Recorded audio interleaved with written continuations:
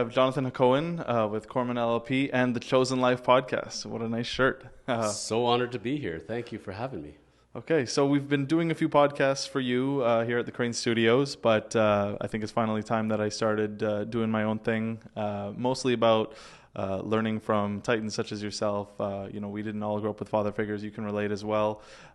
So it's nice to finally be in a place in my business where I have access to lawyers and politicians through you and all of the people that you bring around here, and in day-to-day business, the owners of brokerages and other businesses. Every day we're learning. So I'm really excited to have you on for a few reasons. You've been a mentor to me already since we've met, and you know a lot about life and a lot about law and real estate.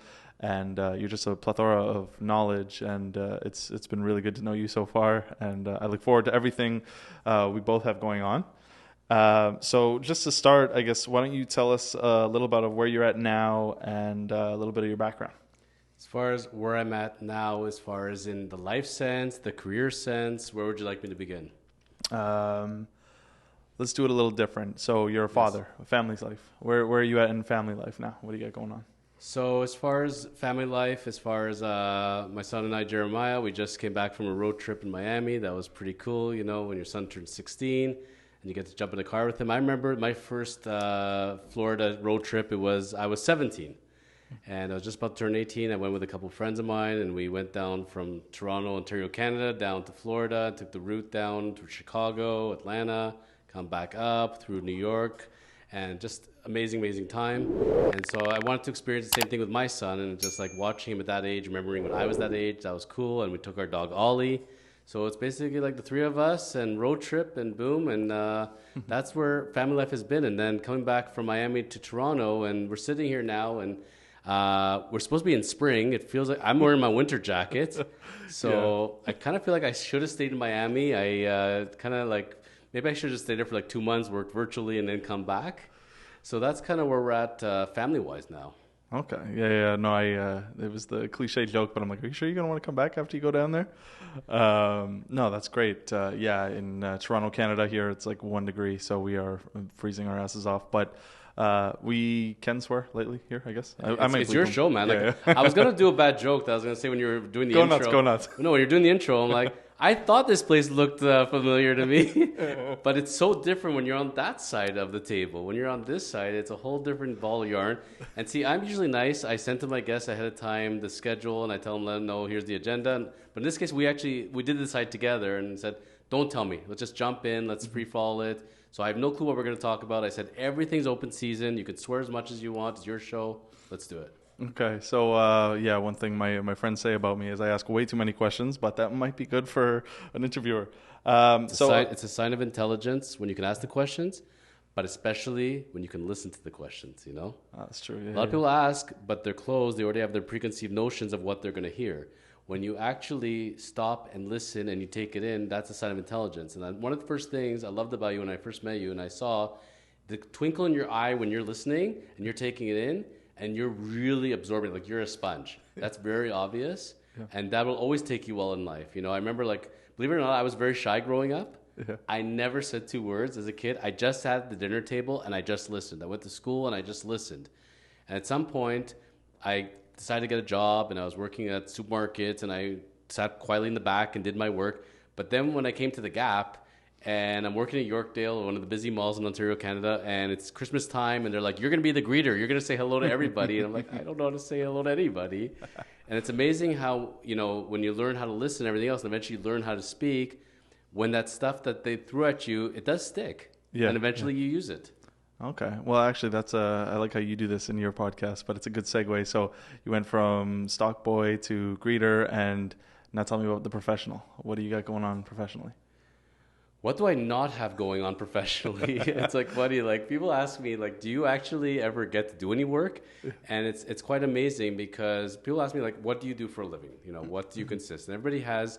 It's funny. Like, what you do for a living can basically define your identity.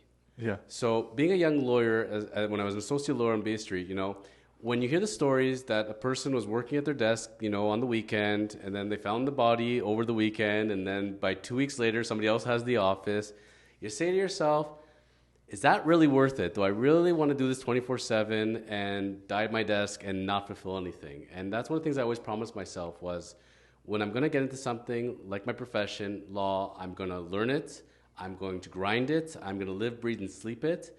And then I'm going to evolve it because I think eventually it'll make me a better lawyer. So for my first years of practicing as an associate, that's all I did was practice law, pretty much nothing else. I became a blogger at one point and made my reasons not to blog anymore because law needed me, my health needed me, I had to make life changes as far as relationship-wise, work-wise. I knew I was at a point where I was at a standstill.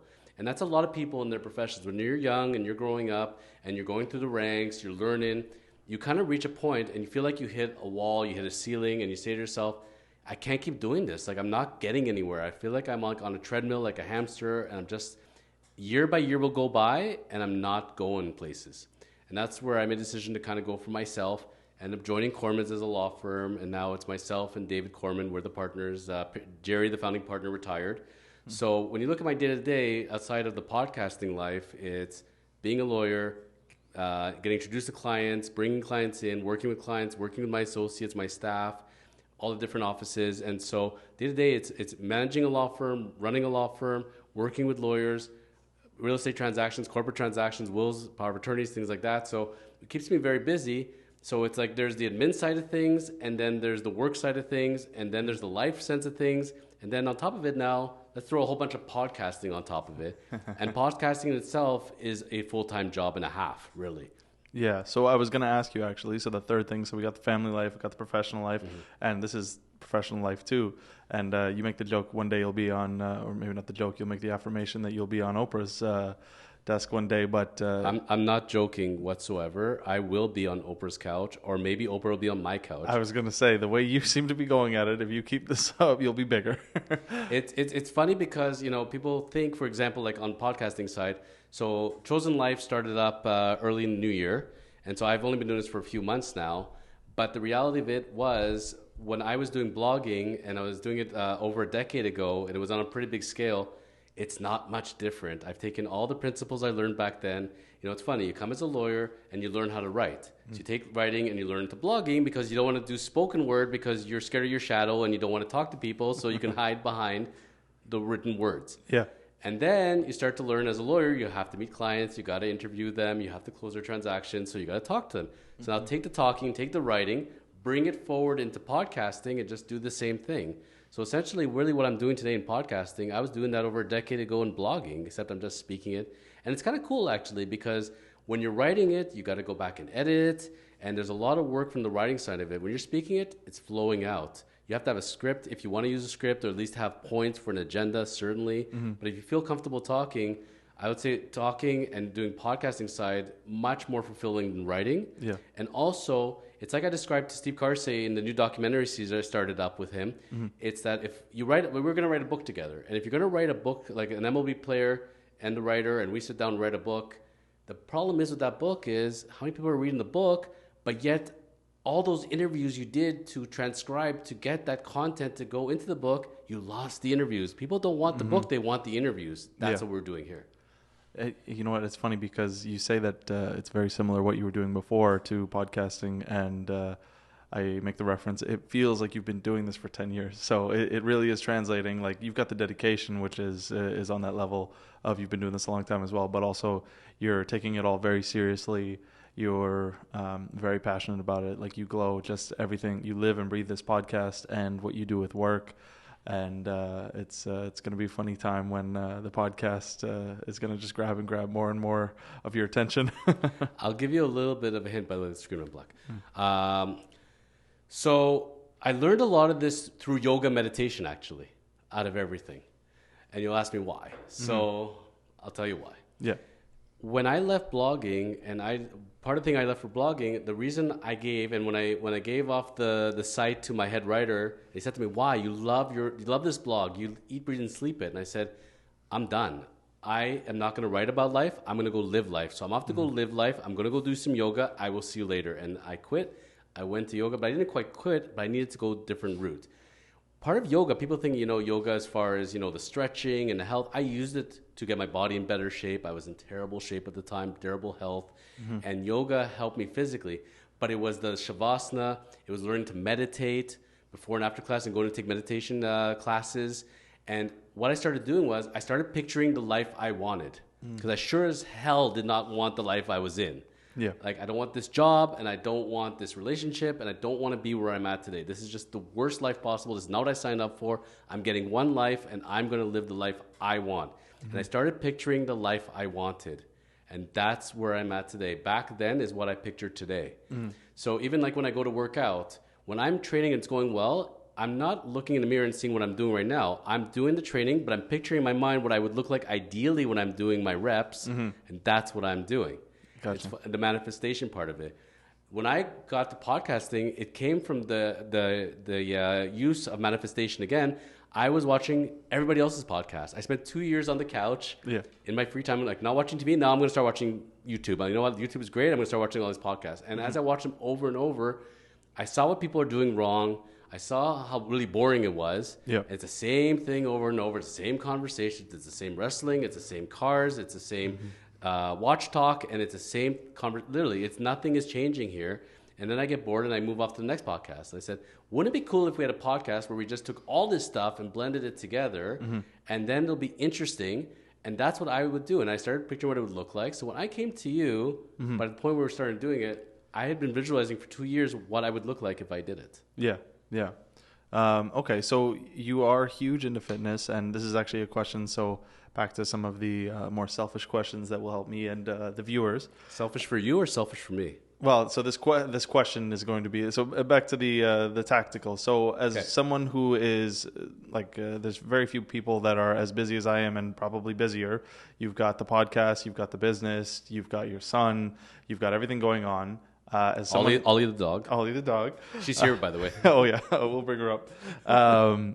So I maybe make the excuse, but also like I'm busy as hell. But I think for me, I do need to focus on fitness. What is something maybe a good starter? Like, is yoga a good starter? Is running a good start? Is walking a good start? For someone that cannot find the time, like I sleep here at the studio a lot of the time. I work, like every waking second, it's either about the business, learning about the business, buying stuff for the studio, or trying stuff. Like, what would be your suggestion to just get started? So I'm going to give you 2 tips right now. And now I'm telling you this maybe as your friend, not as your lawyer. This is not legal advice. But if I was your therapist right now and I had you on the couch and I said, Cole, I've known you for as long as I know you. The problem I see is this, Ford. When you're going about doing your daily work and you're going about your days and your weeks, I feel like you're getting very caught in the moment as far as I need to get this done, I need to get that done, I need to get this done. I see and I feel, and maybe I'm wrong, that it's so easy to get caught in those day-to-day to-dos that the big picture sometimes gets lost. Absolutely, yeah. That's what I'm worried about for you. And you feel like, okay, I'm getting a lot done, I'm achieving, but then some of the big picture stuff doesn't come, and all of a sudden if you kept going on the pace, because I know you, and you work a hell of a lot harder than me, man. Like you're sleeping in the studio, like you are 24/7 about what you're doing. And I respect that. That's why we get along so well, because I appreciate your work ethic. And no matter what, I never expect perfection. Like you and I, no matter what you do, I do. Yeah. We always say, you know what? We take this as the next learning experience, and we'll do better the next time and the next time. Absolutely. It's all good. But one thing I would tell you is, first and foremost, let's cut that away. Let's start off with this. I want to see the big picture. What is the goal we want? What do we want to achieve? If you visualize, if you're going to do a whole bunch of work or invest a whole bunch of time in whatever, what do we want to look like? Do we want to be Arnold Schwarzenegger? Do we want to look like a yogi? What do we want to look like physically? What do we want to feel like mentally? And what do we want to achieve from our work perspective? What's the ultimate goal? And then I would be looking at that goal, manifesting that goal. I want to see that end result, then making a bunch of steps to go backwards, and then start putting in those steps instead of, I'm going to work really hard and I've done a whole bunch of stuff, but what am I working towards here? That's what I think you should be asking yourself all the time. And then when you're starting, we're going to start off with exercise, nutrition from that end of it. The biggest mistake I think that people make, actually, I know. Okay, I never took actual training, but guess what? I've read a bazillion magazines, articles. I've lived it, worked with God knows how many trainers. Yeah. It's very, very consistent. People are all or nothing people. This is their problem.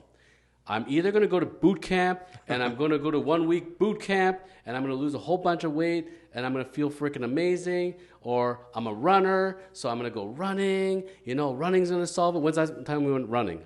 2 months ago, but I'm going to be going running, Yeah. The thing is, they feel like if I'm not doing this every day, then there's not even a point doing it. Mm-hmm. And I can tell you with all certainty, when I did it, I was when I started all this, my journey, and it was, let's say, in 2010, 2011, when I got to the point that I saw that picture that I was at my absolute worst, and you don't really understand it till you really see the picture of yourself, then it kind of hits home. And you have two choices. You either start to say, I give up, I might as well get worse, or I'm ready to change.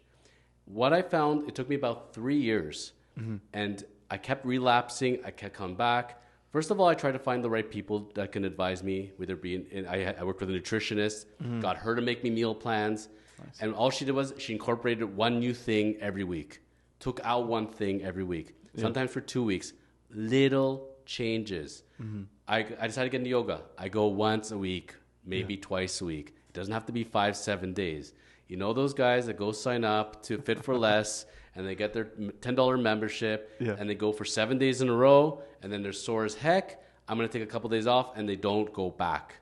If you're going to build something sustainable, start incorporating little changes today. Make that choice. I am not going to drink that beer, and I'm going to drink some BCAAs. That's it. I'm not going to just look at that water. I'm going to drink that water, How many people do not drink water? I didn't drink water my whole life, Cole. I didn't drink water until I was like literally 32. Oh.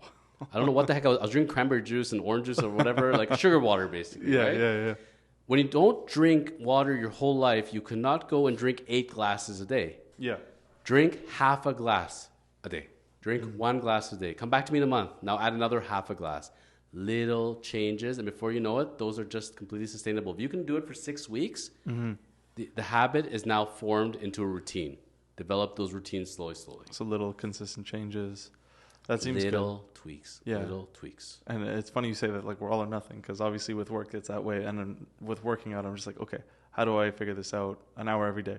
And then it's like it's way more freeing to think, oh, maybe just once a week to start, maybe just twice a week to start. But from my neuroticism or whatever it is, it's like you say that, I'm just like, okay, well, how can I squeeze in half an hour every day? And for some reason my mind just goes to, it's got to be every day. When you're type A and you feel like you're OCD and you have to get everything done, and it's like no matter how much you get done, you worked for 13 hours and you know that you have a bunch of emails waiting, and you know you have a couple things. And like, for example, for myself, I know I have a couple summaries I need to do on podcastings I just do, even though they're not going to be posted for another 2 weeks. Yeah. You go to sit down for 20 minutes and you feel guilty. You feel lazy. That's how bad it is. Whereas other people are sitting on the couch for 12 hours feeling no guilt whatsoever, and you feel guilty because for 20 minutes you gave yourself some time. You know what? And then you have to learn that's not going to get done today, and that's okay. I'm going to take a day off. I'm going to take 2 days off from that. I'm not even going to deal with it. It's really hard because I know for myself as a young professional, when I was growing up originally, I wouldn't let that happen. I would not. I don't care about sleep. I don't care what it is. I'll sacrifice gym, but I'm going to get my work done. And I burnt out. And when you burn out, you get sick, physically sick, and then you relapse yourself more. So that's no good. Yeah, it's tough. Like, I joke about it, but when I found out the concept of opportunity costs, it like sucks the life out of you and the joys of everything you like. Because it's like when you work a 9 to 5, then you can guilt-free 5 to midnight relax and do nothing because I'm not going to make any other money. But when you're unhappy with my situation where I'm at, and then I understand that concept, it's like, oh, like this half an hour could be put towards this or this, and then I guess there's that, bring it back. You don't need to do it right now. You gotta, like, mental health is important, and take care of yourself. I can tell you with all certainty, I have a good friend who's a professor, and we were talking about this. He's very big into organization, productivity, minimalism, and he sat with me. He made this, like, the way you make a business plan, you sketch everything out in a project board. He made a project board for my life, and we said, take a typical Monday.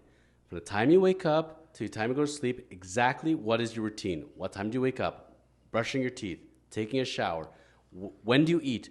How often do you eat? When do you drink water? When are you working? When are you getting home? When are you going to bed? And all those little parts, we actually mapped it out. And then and it looks funny because you become this robot where you're like a slave to the spreadsheet in your mind. Yeah. But what happens is you eventually develop a routine. Like, I knew for myself, it works for me. I know I eat every 3 hours. Okay. So I eat 9, 12, 3, 6, maybe 9. I know. And then I can push it. If like, okay, so you know what? We're going to start at 10 o'clock, then we're going to go to 1 o'clock, 4 o'clock. And I'm not a slave to it, but like at least I have an idea that no, I'm not eating every hour, you know. And and your stomach develops the routine with you, and because your brain knows it, it'll tell your stomach, and then good things happen. It's again through the development of the routine. There's this expression that you got the bowl, and with the bowl, you don't have to put all the pebbles in the bowl in one day, right? If every day you came and put one little pebble, by the end of the year you have a full bowl. Think about every little change you make. Yeah, it doesn't seem like much, but by the end of the year, if you took all those little changes and add them up, you're a whole new you. Okay, so 1 hour a week, that's what I'm going to start with, and we'll see. But I definitely won't get burnt out from that. It seems so little. What are you going to do for that 1 hour a week? You know what? There's been a gym actually that I've been dying to join ever since, and it didn't even exist. And I remember like 5 years ago, when is the 10th planet going to come to the GTA? There was one out in Peterborough or something like that. So it's a Brazilian Jiu-Jitsu place out in the West End, a no-gi one, which you can still get a black belt in, and that was kind of a goal that I always thought about. So I think now's the time, sign up for that, do one class a week to start, and go from there. Well, the goal ultimately, when you read anything, whether you're doing yoga, running, going to the gym, whatever, boxing, whatever you choose, I think the sweet spot at the end of the day is 3 times a week. 3 times a week, yeah. Because it gives you 4 days off, and it's a good amount, but you don't have to do 3 days this week or even next week. Do once. Go once for that week. See how you feel. Go next week, another day. And what's going to happen is you're going to want to do another day. What I do, I think my schedule is pretty filled. Between all the appointments I do, between recording podcasts, documentary, producing another podcast. So I have 3 series on the go right now. Wait. With all that you got going on, how many times a week do you work out? And roughly? Oh, there's no roughly. Oh. Roughly. Okay. Hit us. So I work with a personal trainer, Jared over at VSC, Vaughn Strength and Conditioning over at Kiel and 7 area. Nice. And, at one point I had 7 or 8 trainers, like when I was doing bodybuilding, and I knew at the end of the day, I was going to be left with one. That was my feeling because I know the industry and a lot of them, make big claims and everything. They're on their phone while they're training you. They start canceling on you. They show up late. They half-ass it, whatever it being. Eventually, they just all start to disappear. The person I was going to fire first was Jared. Why? Oh, really? Because I'm doing CrossFit, and I hate it, and I suck at it, and I'm the worst CrossFitter known to man. And I kept telling myself, just get through this one session, and you'll never have to come back. But then I started coming back. But I was the same with yoga. When I went to yoga, the only thing I was doing was yoga. I hated yoga. People think I'm like this big yogi that I love it. Yeah, maybe I am now. But I was in the back of the class, and I sucked. I was like falling over myself. I was embarrassing. And I watched people in the front of the class, and like, who do they think they are? They think they're like so zen, A year later, I'm at the front of the class now. And I'm wearing the same yoga shorts. And I'm like, how you doing? And, one day I'm sitting in the front of the class, and like I'm in Shavasana, and I get a tap on my shoulder. I look up, and it's this woman. And I go, hello. She goes, hello. I said, you're not supposed to talk. I'm like, hi. She goes, I love your blog. And no way. I'm like, shh. But it's funny because just being at the front of the class all of a sudden, I feel like I'm like the chairman of the board. I walk into the room, that's my yoga studio, that's my mat, and boom, let's do it. I'm going to show people how it's done. Yoga should be the most non-competitive thing ever, and I turned it in my mind because I'm just having fun. But I was like, it's called mind fucking. I'm mind fucking myself and believing it. And then I'm there, I'm the yogi. That's all it is, and I'm getting in the moment. But when I started off, I couldn't do any poses, and it was so frustrating. And then one day I finally kind of got one. I'm like, wicked. And then when I go back the next day, I'm still getting that one. And every time I told myself when I stopped trying to be perfect every single time, sound familiar? At month number 3 or 4, I said, okay, if you can come and do one thing different today that you didn't do, I'll be happy with you. Even if it's a 5-second thing. And that's what I always shot for. Gotcha. Okay. So definitely not a smooth segue, but one thing that I wanted to, a category of things that I wanted to talk to you about were some tactical business advice, kind of with maybe not the business advice itself, but saving for a house, whether you should, whether you shouldn't. So through the lens of building wealth, how important is it to get your first property? And does it matter which kind of property? Like, do you think just get into the market no matter what? This, again, is fitting into the last topic really, really well because it's a couple of things that come up. The manifestation part of it, having your end goal, and then having a plan. So when we were talking about training, one of the things I was going to tell you was when you make that commitment call, Yeah. What I want to see from you is very simple. Do you have a calendar? Yes. Do you use your calendar? All the time. It's not a paper calendar, correct? No, it's my It's digital. on the phone. Yeah. Yes, because believe it or not, there are people that still carry around agenda books. They're awesome. Love them. And they have their paper calendars on their desk. Oh, yeah. Problem with that paper calendar on the desk is when you leave your desk, the calendar stays there. You don't carry around your giant calendar, right? It's gone, yeah. So what do you do when you're in the lunchroom? What do you do when you go for dinner? What do you do when you go home? You don't see your calendar, right? Yeah. But you got your calendar. And it notifies you when events happen, right? You can choose to notify you an hour before, a day before, whatever. When you schedule your workouts, it is a doctor's appointment. Yeah. Cole, would you not show up to your doctor's appointment when it's scheduled? I would not show up. Right. Yeah. You have a doctor's appointment, you're showing up. When you're at your doctor's appointment and talking to your doctor, are you on your phone? No. What are you doing? Talking to the doctor. Right. Yeah. So phone's off, right? Yeah. That's the gym, the same thing. Okay. All these people, and I've seen you, and if you're all listening to you, I don't really care because you think you're a freaking big shot on your phone going into the gym, and you think you're a big shot being on the phone doing your reps. Guess what? Those people can wait for 1 bloody hour. Get off your freaking phone, focus on the gym, give it the attention it needs, give your body the attention it needs, and then go talk on your phone all day long. Yeah. That's what you should be doing. Cole, if you had a doctor's appointment and you kept missing your doctor's appointments, guess what? They're not going to take you anymore as a patient, right? Yeah. Your workouts are your doctor appointment. That's it. End of discussion. That's how you schedule it. With the calendar, the problem is that people misuse technology. Yeah. And I am going to get to the whole house buying thing. Yeah. But there's a to-do list and there's a calendar. I've talked about this in productivity seminars. Okay. When you got to do a to-do, most of it, you put it in a to-do list. And you can sign dates for it, so you know it's going to get done today, tomorrow, whatever. Yeah. But when you have your appointment, you know you have to show up at a particular place, a particular time. And I sometimes duplicate it. I got to go to the hardware store and I'm going to buy something. I make it a to-do, but then I actually put it in my calendar and I schedule that. Okay. That's how I go about it. And so I'm accountable to that. Yeah. So the same way I'm going to go buy a house now and I'm thinking about it. I'm going to start off, first of all, with my manifested goal. Yeah. I'm going to own a house. I'm going to get past my shortcomings in my mind. It's going to be too expensive and I'm not going to be able to afford it and making myself all my life excuses. The same way I made the same excuses at the gym. I'm sitting on the couch and I'm eating a bag of chips with a tub of cream cheese and it's 11:30 at night and I'm just saying I'm not going to the gym and I'm not going to own a house. Well, get over yourself. You're self-deprecating yourself and you're holding yourself back. Yeah. So what we're going to do is not do that. We're going to do positive thinking now. And we're going to say, I can do this. I can go to the gym. I can go for a walk. I can eat better. I can look better. I can feel better. Whatever you want to do. Great. Yeah. You can have that house. And here's what we're going to do. Running your life is no different than running a business. Your income. So you're going, let's say, to your job and you receive a paycheck every 2 weeks. That's your business. You are your own little business. Yeah. So you need to decide, when I run my business, how do we run a business? So what we would do if we were going to open up a business, let's say we're going to open up a frozen yogurt stand. We're going to decide, make the business plan as far as what we want to see our projected revenue is going to be, what is the different cost of our expenses, and we're going to figure out a plan because we don't want our business to be bankrupt. Yeah. Most people, the way they run their lives is like a bankrupt business, okay? Yeah. Because people say, wow, look at those 2 doctors, for example. I can't compete with that. They got 2 incomes. They live such a great life. So what chance do I have? Guess what? One person on 1 income making a fraction can actually end up more ahead because of the lifestyle you choose to live. So if you decide, I'm not going to go eat at those fancy restaurants and I'm not going to go shopping at the LV store, I'm going to sit down and be realistic. And very often you can work with your accountant, with a financial planner, and we sit down and we make a plan. So we're going to say, here's our revenue. And I've done this. I've sat with my financial planner and say, here's our base expenses. There's no choice. You have to eat. You have to sleep. You have to do whatever you got to do. Are you living at home and are you living rent-free? Or do you have to go rent the place right now? But whatever it is, we got to find a way so that you're not in the negative every single month. The 2 doctors, I think that I have had clients in the past, great incomes.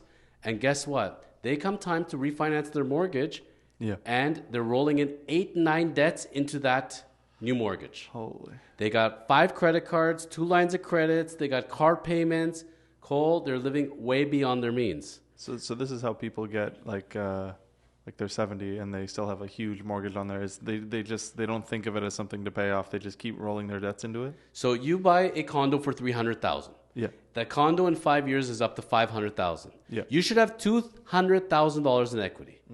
And that money can be used to pay down the mortgage, or you can use it to take it out, and then you should be able to go and buy another property. Yeah. But and Canadians are one of the most indebted nations because we love our lifestyle, believe it or not. Yeah. The average Canadian, I was told, has 8 credit cards. Oh. So now you come to the time to refinance, and I have a house, so I'm going to live the life. I'm going to go take a lot of trips. I'm going to keep leasing cars. I'm going to do whatever I'm going to do.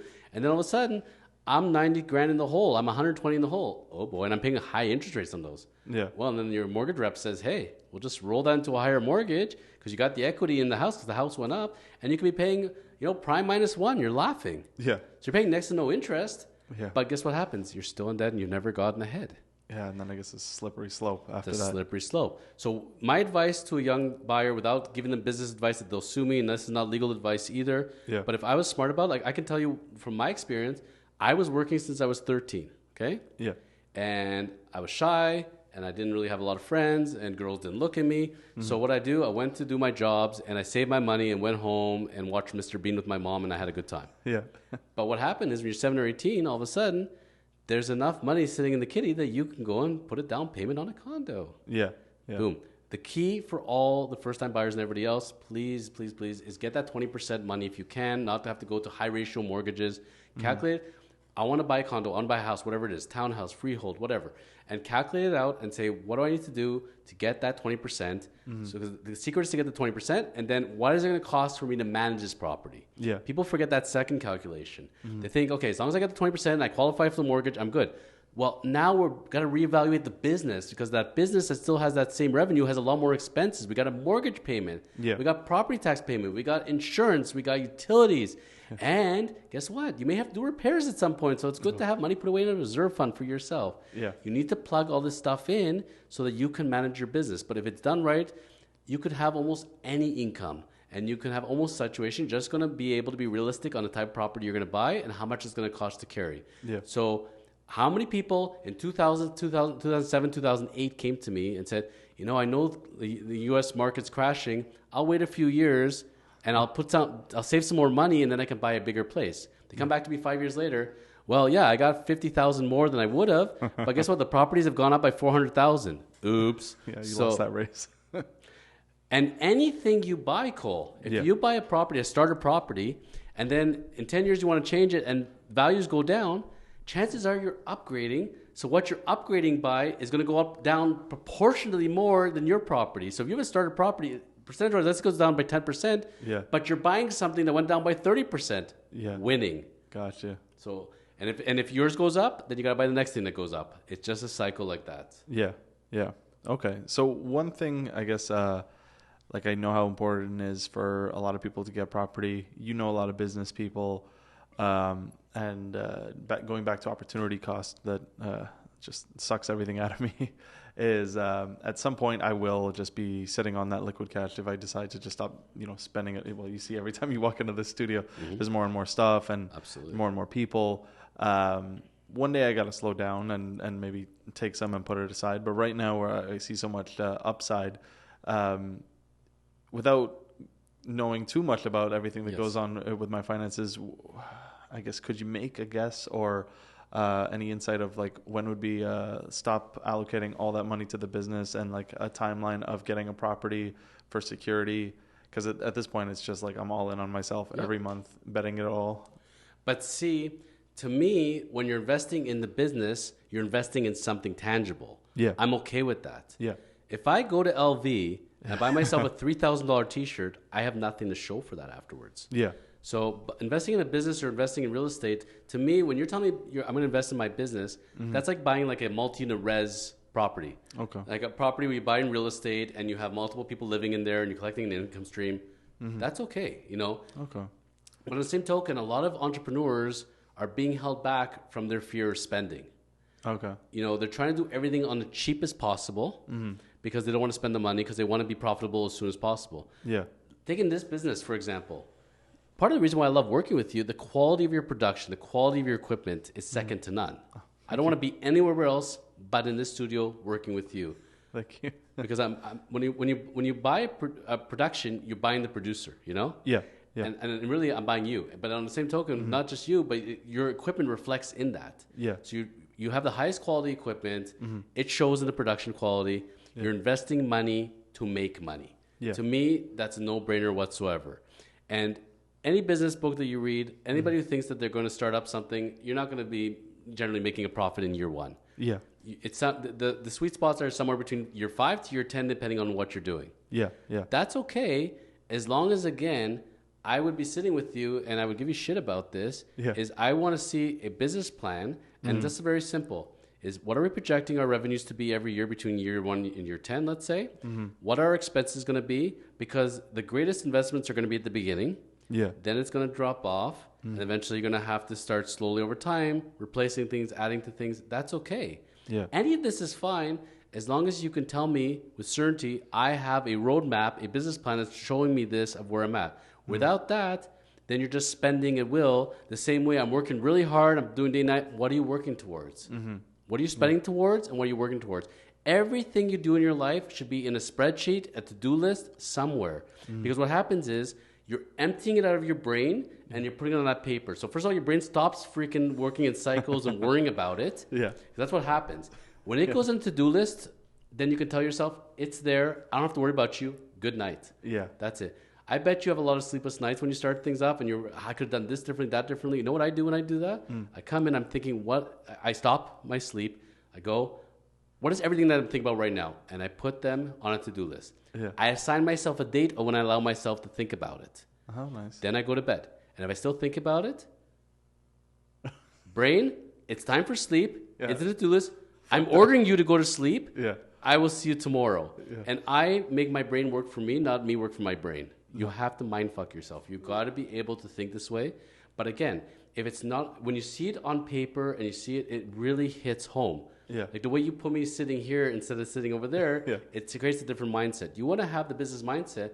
You got to look at those broad numbers, even if the numbers mean nothing, Yeah. and then update them all the time. So you'll say, okay, for example, I expect to make $3 million in revenue this year. Great. Yeah. So that means I should be making $250 a month. Yeah. Well, when all of a sudden, it's not $250 that month, you have to start changing those numbers all the time and changing the expenses. And then you keep looking at that. You got to keep staring at those numbers, man.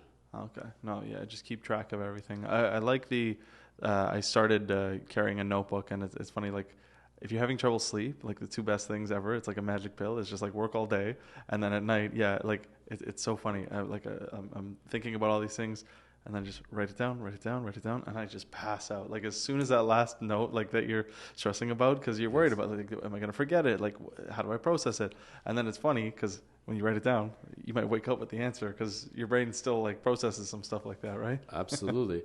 I could tell you that I used to have some of my best ideas at night, not anymore, because I was the worst sleeper ever. And I was using melatonin and everything else. And then I tried meditating, but meditating at night I found very, very bad for me because then you're just deep in your thoughts and that's not where you want to be. I started putting on those apps. I use the apps and it's telling me, now it's time for sleep. Now we're going to go to sleep. And you keep chanting to yourself, I'm going to go to sleep. I'm going to go to sleep. And all of a sudden you're asleep. Yeah. And it's amazing how you can teach yourself how to sleep. I taught myself how to sleep. I can sleep at will now. Really? Like I can stop this podcast right now. I can go jump on your couch. I'll be out in 15 minutes. Absolutely. Okay, so that's like for business people, and I guess the next kind of section of topics I got is for realtors who are business people as well. But I think some of the best, actually. Yeah, well, it's funny because you really see like we have clients that are in that category. Not those ones, but it's funny because like real estate is almost in that I call it like a freelance category. Is like, as I'm getting into business, I'm understanding real business problems. I'm understanding like trying to get a markup off of service, which is super hard, and all the things that come with that. And then there's freelancers and like beginner realtors to like maybe to when they get up to like 150,000 a year, where you're working for yourself. But there's, like when I shot for myself, I called myself a businessman. I was not a businessman. Now I'm a businessman, and this is hard. But no. So just for the next part, I wanted to touch on. Okay, so realtors getting personal incorporation. You and I both service a lot of realtors with your real estate lawyer business, and then for me with my marketing business. And we both have clients that are making $500,000 a year. And I only bring that up is because we have a lot of successful clients, and I noticed when I get the invoices, some of them say personal real estate corp, and some don't, and a lot of them don't. And I'm just wondering, like, what is the value prop, and is there a reason that anyone shouldn't get a personal real estate corp? And if so, like, what is that reason? Well, so picture young Jonathan as a young associate, finishes articling, and then he gets hired back as an associate on a Bay Street firm. Okay, so I was really excited, and it was a tough year that I think a lot of people were not going to get hired back. I got hired back. I'm going somewhere with this, and before I'm about to join back to my firm, they said, you know what, we're going to send you out to Tim Hortons, and you're going to be out at Tim Hortons for like 3 weeks. You need to help them a little bit with in a secondment. They have a little bit of a reorg. Yeah. Okay, so I don't know what that time about, but I go. This 3-week secondment turned into 9 months. Yeah. And one of the things I learned there is everything is tax driven. Everything. Yeah. And because the thing is, at the end of the day, there's only so much income that most people can make. Mm-hmm. So the reverse of that is, how do we save on taxes? Yeah. How do we make it tax beneficial for us as far as lower tax, write off expenses? There is so many advantages to having a corporation. So for that realtor that's listening right now and saying, you know what, I've listened to the seminar, I've thought about it. We're going to have up on our Kormans YouTube channel shortly the seminar from the personal corporation seminar that we gave that you were attended. Yeah. And at the end of the day, it's very simple. The first person you need to be sitting with is your accountant. Yep. It's amazing how many people come to the lawyer and they're like, so I'm worried about capital gains and I'm worried about this tax and that tax. And I said, do I look like an accountant to you? Yeah. I see the business degree behind me, which I do have, which I cannot use here because I'm not giving you business advice. Who do you think you should be starting with? And they're like, oh, I'm like, accountant. Yeah. Oh. And like, do you have an accountant? No. And like, you're running a business and you're a professional and you don't have an accountant. Amazing. So how does your taxes get done? Oh, I just buy the software for $50 from Shoppers. I'm like, wow. Okay. So rule number 1 in business, professionals, get them, work with them. Your life will be a lot easier and better. Yeah. Think about, so when you get to the point that you are successful, and I've watched a lot of successful clients, why are they successful? Because they're smart enough to realize I need the right team.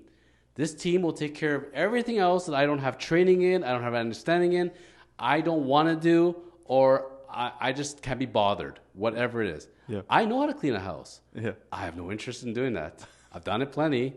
Yeah. I'm at the point in my life that I will not do it. I will have a cleaning lady. I will go sit outside and lie in the grass and meditate about life. That is money well spent for me. I'm very, very happy with it. Mm-hmm. Saving money on an accountant is very, very, very foolish. Now, you have to also make sure you get the right accountant. Do not just go into the computer and type in accountant and hope for the best. You can if you want to. Yeah. But think of all those people that are successful. If you're a realtor, you must be working in an office. You see other people that have been working in the office. Maybe you're newer to the game. You see that successful broker. You see those people that are always ranked number 1, number 2. Go talk to them. Yeah. Bet you they got an accountant and say, how do you find your accountant? Oh, I've been working with them for 10 years. They save me so much money. They have so many good ideas. Great. Can I have their phone number? They'll happily give it to you because everybody wants a badge of honor. I know the right people. Like, look at me. I'm connected, right? Yeah. Everybody wants to be connected. Mm-hmm. So get that information. Find out from the professional you most admire and is working for you. Mm-hmm. You see they have a personal corporation. Who set up your personal corporation for you? I see that you're a top producer and it says your personal corporation all the time. Oh, this is your lawyer. This is your accountant. Great. So what do? Go first to the accountant. Mm-hmm. This is my situation. This is who I am. And how do I maximize my revenues? And then how do I minimize my expenses? And how do I make it tax-wise worth it for me? Mm-hmm. The accountant makes the plan if they know what they're talking about. Yeah. And then, great, let me connect them to your lawyers. So they call me. Yeah. I get connected with the accountant. Accountant sends me a memo. After meeting, Billy Bob, the realtor, this is Billy Bob's game plan of where they're at. I need you to go ahead and open up a personal corporation for them. And this is how it's going to be set up for them. And then, boom, we do that. Then the accountant will take care of the filings as well. So lawyer sets up the corporation. The accountant takes care of the filings. And you just watch the tax savings come in. But I was told, well, what if at the seminar, it's funny, they brought up a really good point. It's not about how much income you make. Like the very big misconception, I had a misconception from the past, is that if you don't make 200,000, 300,000, 400, it's not worth it for you. How much money is left in the corporation. Yeah. If you're spending more than you're making, it don't freaking matter. Mm-hmm. But if you have a lot of money because you know how to save the money and you're keeping it in your corporation, then it makes sense because then you can have write-offs, tax advantages, whatever it is. Yeah. Sit with the accountant, make the game plan.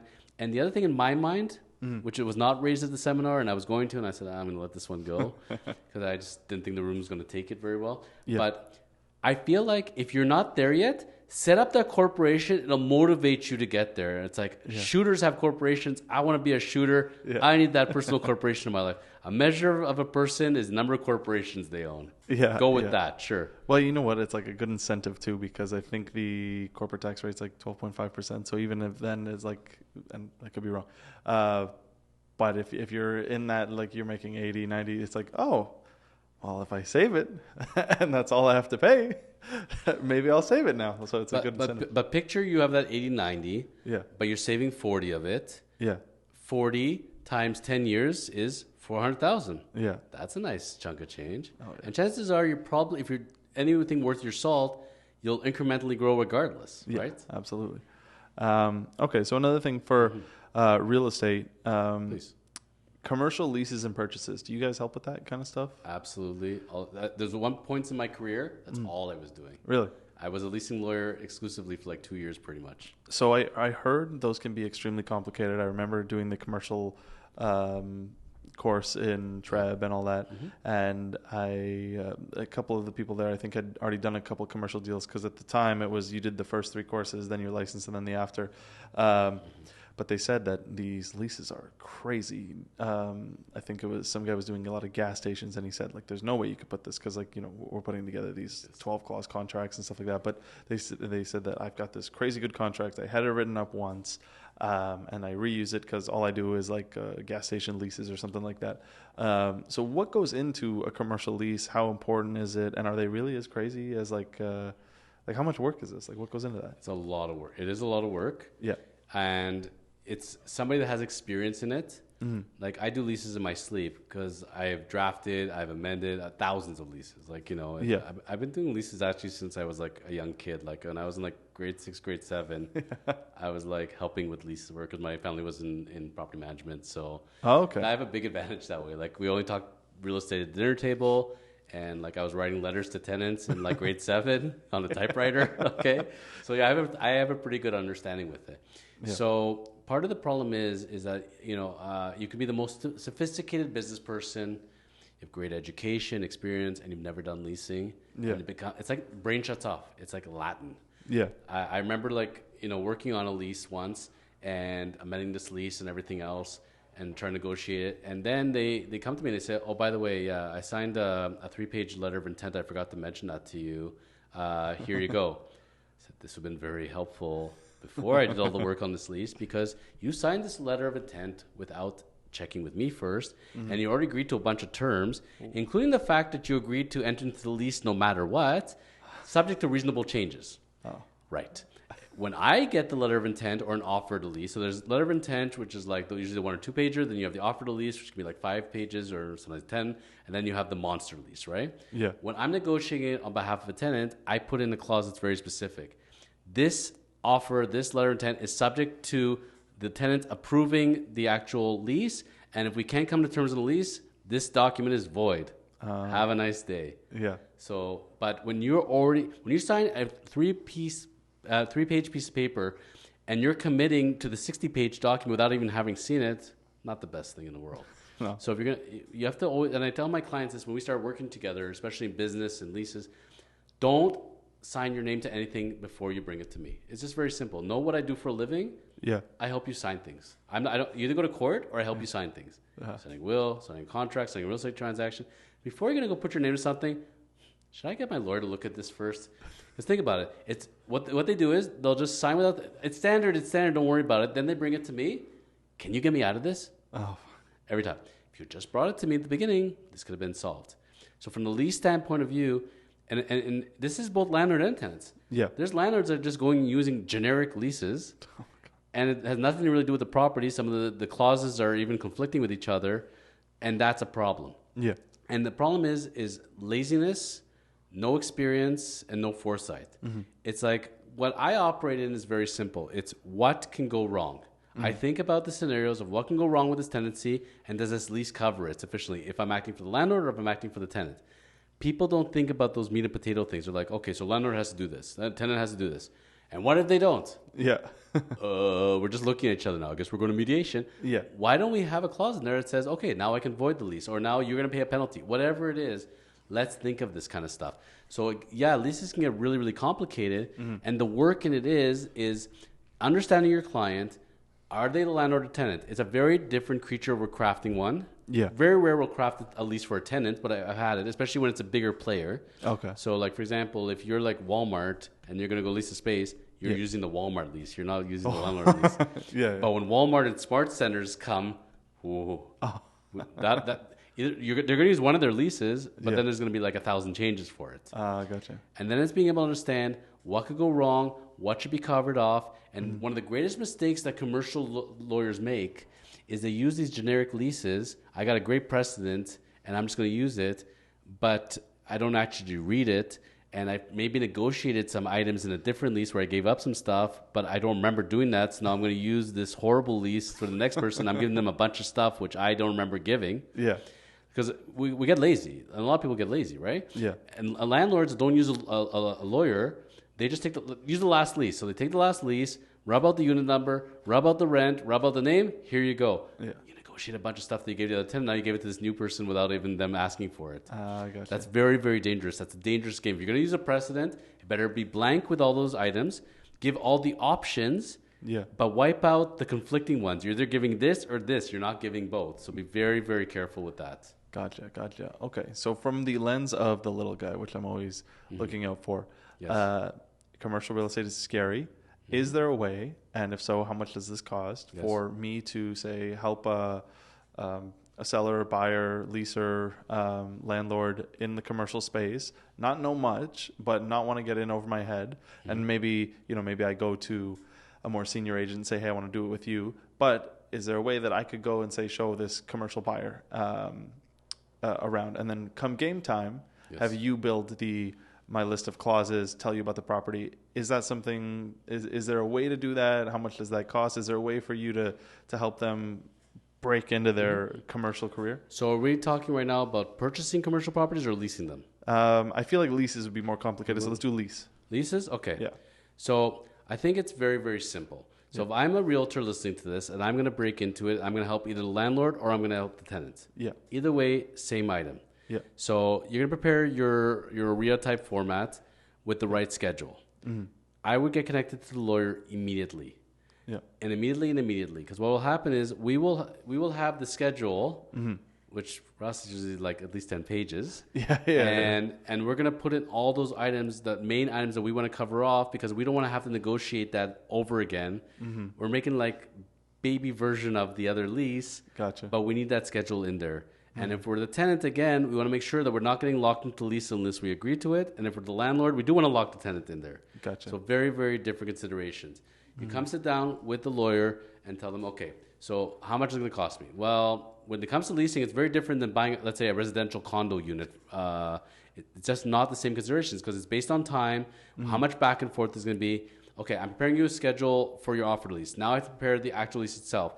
But the tenant went to their lawyer, so now we're negotiating back and forth. So it really depends on the timing. Yeah. You could be spending $850. You could be spending $5,000 plus. It really depends. Most of the leases, fall in the sweet spot of $1,500, $2,000.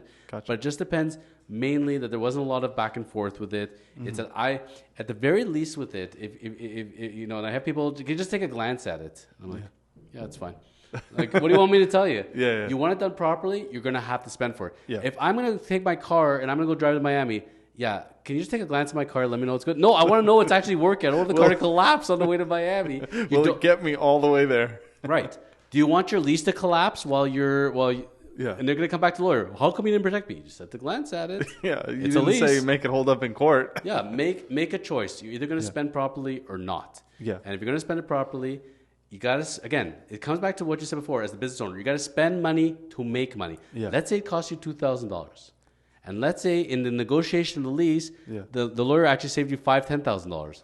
That economics works out for me well. Yeah. Plus, the shit hits the fan at some point and the landlord comes for an item.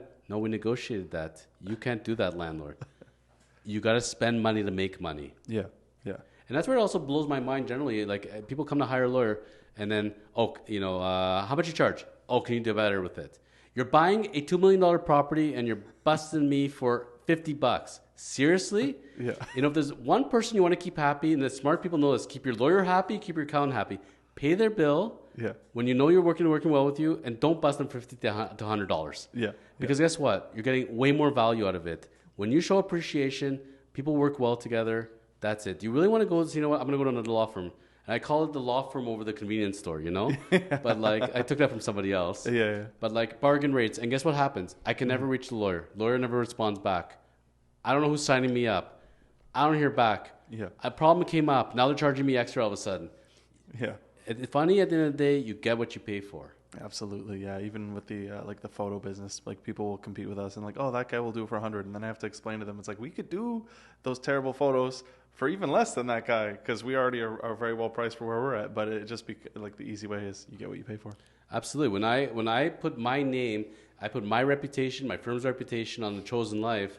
You know, I'm not doing it with a Polaroid camera out in the park. You know, This is the real McCoy. Yeah, this is not a joke, and people can't even see the amount of equipment that goes into this. Yeah. When we taped Melissa Lantzman, who's a very high politician in Canada, you know, and she's watching, you know, and it takes like 45 minutes of setting up the equipment. She's like, she knows this is not a Mickey Mouse operation. This is the real stuff, you know? Oh, yeah. If it's not, you know, if Oprah won't do it, I'm not doing it. So I figure if Oprah's going to do a podcast, I got to do it the same way or I'm not doing it at all. Absolutely.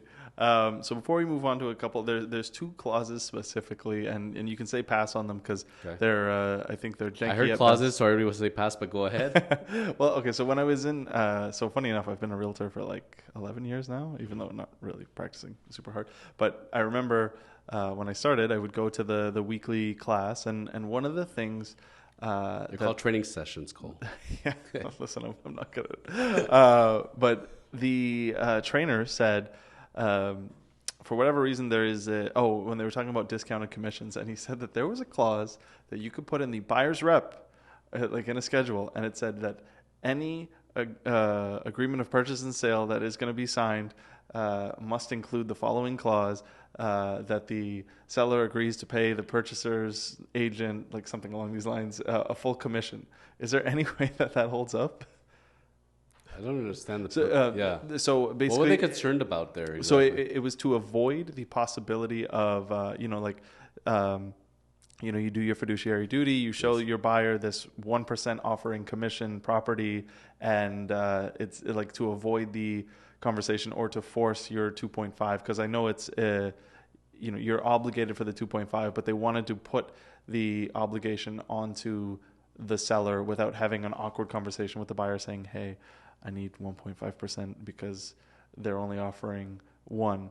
So to avoid the risk of getting their commission undercut to make the deal happen, they put it in the buyer's rep that any offer that they put in is going to say basically that the seller is going to pay their agent 2.5%.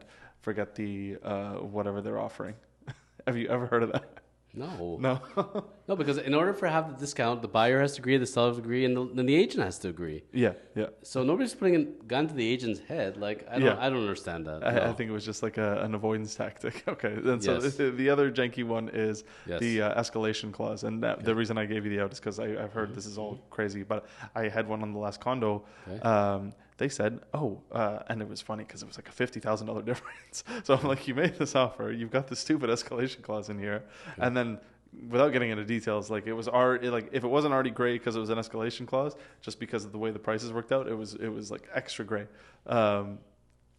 Do they work? Do you have anything? Give us an example of one that you saw, so the listeners can understand. Okay, so an escalation clause, like one that you recently saw, or one you're thinking of. Okay, so we listed a property at $800,000. Okay, let's use bad numbers. So we listed a property at $500,000, hoping to get 6. Okay, we get 2 offers. Yes. One of them we will not disclose. Another one comes in at $520. But it says, and the agent told me in advance, we've offered $520, but there's an escalation clause, so hopefully we don't have to do any negotiating. And what their intention was, this offer is $520, but if there's another offer, we will go $5,000 above any offer up until $560. So basically they're saying, Yes. we got 520, we'll go to 560 if you've got someone that says 555, or, we'll go to 545 if you've got an offer that's 540. So they're basically telling me that I got to break that rule, which I guess is now changing. But Yeah, because now it's going to be open, transparent. This smells rotten. yeah, I was like, there's no way I'm signing Because this. think about this for a second. Everything is supposed to be kept in secret. Yeah. It's not supposed to be, hey, buddy, guess what? I can't really go in and tell you, but 600 will take the prop. No. So in order Yeah. to keep everything, before the transparency rules, which, by the way, the transparency rules are not quite transparent. You can opt into the transparency rule if you Which want. nobody should, I think. Who knows? Yeah. They're changing it every week as they're kind of going along. We've just increased the foreign buyer tax, but now guess what? Foreign buyers are now illegal. What? Like, you guys not talk to each other? Like, this is hilarious, right? Yeah. That clause, if it was put in there, I think is violating so many things on so many levels. Yeah. No. Without saying anything, no. I can't see how that could possibly work. You're either offering 560 or you're not. Yeah. You can't play that game. It doesn't really work like that. And the way it's supposed to work is, before the whole change, if you're going to have the open transparency, everybody bring in your offers. Okay, we got 520, 530, 560. You choose to send everybody back. Can you do any better? But not like, okay, 600 will take it, and I don't want to say whatever. You really gotta watch the stuff, and that's what I'm going to tell realtors as well. Pay attention to the news. Yeah. Find out, you're hearing as far as what's going to happen, but actually talk to the lawyer. Let's talk about when they actually invoke these rules, what these rules mean, when they're effective, so you're not going to be grazing gray areas, because that's not fun. Because I will say this much for the realtors that I know: when you get reported to RICO, and you got to write out that report like you're sitting in detention. I was a very bad realtor. I was a very bad realtor. I was a very bad realtor. Yeah. It's not, you gotta become like a freaking detective. I had these text messages. I had these meetings. This is what's spoken. It would be really great if you had a go cam the whole time while you're showing that house, but you don't. Yeah. And now it becomes he said, she said. Yeah. Yeah. Yeah. Okay.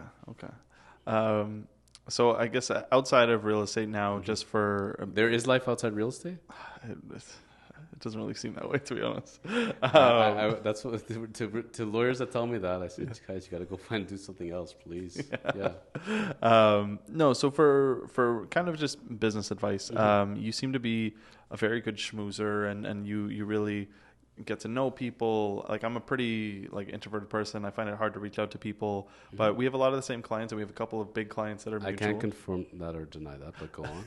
Okay.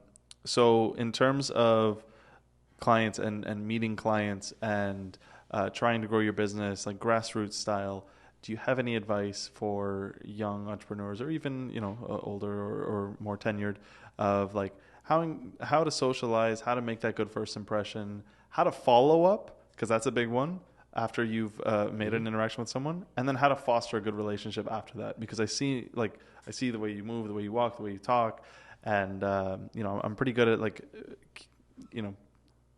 making a relationship. Yeah, actually, no, I'm not very good at that, but it happens from time to time. Yeah. And then I don't find it very easy to foster those relationships and to keep them healthy and to follow up with people, even though, I think about people all the time and I just haven't reached out to them in 3 months. So just anywhere, from intro to follow up, or from first impression / intro to follow up to fostering. What could you say? So picture young Jonathan again. Yeah. Okay. He's I think a young associate now. Yeah. And he goes out on a date. Okay. And he gets invited out to the Shoppers Drug Mart Christmas party. Okay. That's where the person worked in the head office, I guess, and that's where we're going to the Shoppers Drug Mart Christmas party. Yeah. So I'm at the punch bowl, grabbing some punch. Mm-hmm. And I see this gentleman grabbing punch. I'm like, how's the punch? He goes, punch is really good. I said, so what do you do here at Shoppers Drug Mart? He goes, I'm the president of Shoppers. I said, how nice for you. That's great. How's that working out? He goes, fantastic. I go, that's nice. And then we talk for about 3 minutes or so. Yeah. As I'm leaving the punch bowl, somebody comes up to me and goes, wow, do you know who that was? I go, yeah, it's the president. And how do you not care? He doesn't sign my paycheck. What do I care? Yeah. Look at all seriousness. The man puts on his pants the same way I do, probably one leg at a time, Yeah. He's going about his life. His decision making, his network affects me nothing. It's no different. When I have a client that's worth $100 or worth $1 billion, it doesn't affect me. Why? They're not giving me their $1 billion. There's a common myth. Like, you have the $1 billion client, they're not coming in their Learjet and driving into your office in the Bentley. And they're like, oh, I got this extra Rolex here. Why don't you take it, lawyer? I so appreciate you. And you know what? You've done a good job. Let me fly you out on my private jet to Hawaii. It doesn't work like that. It's not like on TV. They have the money because they don't give you the money. They're the ones that are most holding on to the money and are going to bust you the most for your fees, okay? Yeah. And you know who you are. So that's the way it goes. Yeah. So when I talk to somebody, I need to talk to everybody at the same level because you need to have the same respect for everybody. You know, one of the things that always turns me off when I go to a restaurant and somebody's rude to the waitstaff. I know what it's like. I've been there. I had a restaurant once in my life. And you know what? It's not right. They're working really, really hard. And you should be talking to them at the same level. You would talk to the owner. You would talk to the chef. And that to me shows character. Yeah. And from that end of it, I think about it. I don't look at people, Cole, and say, this client's worth this much billings for me and this one's worth that much billings. It doesn't work like that. I work about relationships. Yeah. And so you're going to scale back and say, okay, I'm shy and everything else. Rule number 1, do not go and sell to people. Yeah. I'm a realtor. I'm very good and I can make you... No. Let's cut that all out. Yeah. You know, I told you about an article I read not that long ago, and they talked about the secret of selling and how to be successful. And rule number 1 is to come from a place of abundance. Mm-hmm. I'm doing well for myself. I'm happy. I don't really need you. I appreciate you, but I don't need you. Yeah. So that's number 1. Don't go in desperate. Mm-hmm. Somebody goes and asks for a date and says, I haven't had a date in like 3 years. You know, please, can you just like consider going out with me? Like, I really need this date. Like, you don't understand. Mm-hmm. Probably not going to happen. I've gone on dates. I know how to go on dates. You seem very nice. Don't really need to go out with you, but I'd like to go out with you. But here's what I can offer you. If you want to go out, we're going to have a good time. I know some nice places.